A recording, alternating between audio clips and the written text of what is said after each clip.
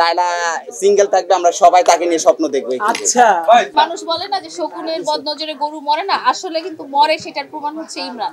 ইতিমধ্যে আরো অনেক কাপল ব্লগার আছে, তাদের সংসারও বিচ্ছিন্ন হবে ইনশাআল্লাহ। আমি সেই প্রচেষ্টা করতেছি। তোমার সংসারটা আমি ভাঙি নাই, কিন্তু দোয়া করছিলাম শুক্রবারে 2 টাকা দিছিলাম, দেওয়ার পরে আর সংসারটা ভেঙে গেছে। ইতিমধ্যে একজন ইয়া আছে, নাম মোটামুটি আর কি রেসপেক্ট করি, celebrity, has name is junior Shakib.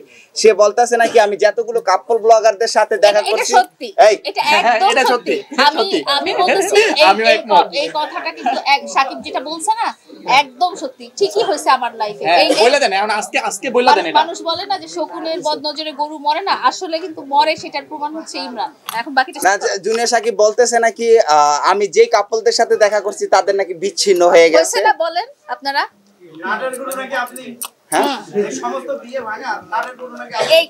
এখন সবাই দোষারোপ করলে আমি আর কি করবো? আমি তো সৎ মানুষ, অনেস্ট মানুষ। জানতে চান যে ইমরান ভাই, আপনি এই বিষয়ে আজকে একটু ক্লিয়ার করবেন যে জুনিয়র সাকিবের সংসার আপনি ভেঙেছেন, আখির সংসার আপনি ভেঙেছেন, লায়লা আপুর সংসার আপনি ভেঙেছেন। হ্যাঁ, আমি বেঁচে গেছি।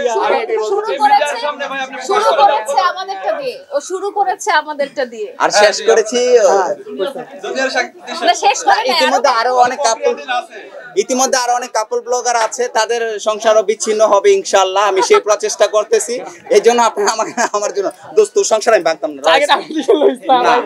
কারণ লায়লা আমার যেটা আমি যেটা পাইছি সেটা পেয়ে গেছি, যেটা হচ্ছে লায়লা সিঙ্গেল থাকবে, আমরা সবাই তাকে নিয়ে স্বপ্ন দেখবো। আচ্ছা ভাই, জুনিয়র সাকিব কিন্তু এটাও বলেছে ও যদি মারা যায় বা আত্মহত্যা করে এর জন্য দায়ী আপনি থাকবেন। ও যে মানুষ হয় জীবনে মরতো না ভাই, আরে আমার থেকে ভালো কেউ জানে না। ও আমার ভালো থাকবে, হ্যাঁ আমার ফ্রেন্ড, আমি ওকে ভালোবাসি, রেসপেক্ট করি, কিন্তু এখন আর করি না। বিকজ হচ্ছে কথায় কথায় বলতেছে যে আমি এটা করছি, আমি সেটা করছি।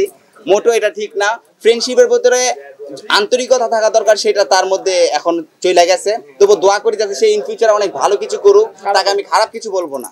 এবং আরেকটা কথা জুনিয়র সাকিব, তোমাকে আমি বলতেছি, শুধু শুধু মানুষকে দোষারোপ করো না, আগে মানুষের অ্যাবিলিটি এবং ব্যাকগ্রাউন্ড সম্পর্কে জানো, তারপর আসো।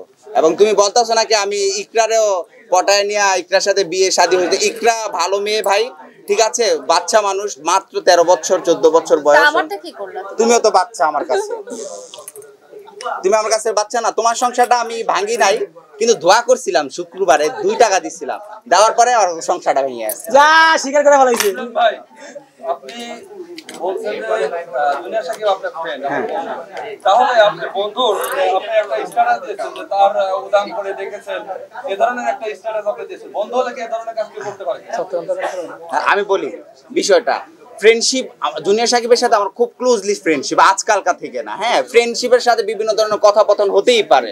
এখন একটা ফ্রেন্ডে বললাম যে কিরে দোস্ত কেমন আছোস, তোর কড়া মাইয়া পটাইছস, এটা ন্যাচারাল বিষয়, এটা আর নিয়ে আর কথা আমি বাড়াতে চাই না।